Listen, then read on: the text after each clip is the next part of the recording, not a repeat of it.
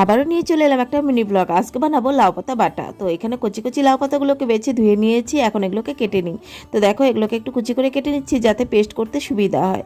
তো এখানে কাটা হয়ে গেছে, আর এখানে একটা কড়া বসিয়ে দিয়েছি, তার মধ্যে সামান্য সর্ষের তেল, একটু বেশি করে কালো জিরে, আর দিয়ে দিব ফোড়নে রসুন আর হচ্ছে কাঁচা লঙ্কা। এটাকে একটু ভাজা ভাজা করে নিয়েই যে লাউ পাতাগুলোকে আমি কেটে রেখেছি ওই লাউ পাতাগুলোকেও দিয়ে দেবো।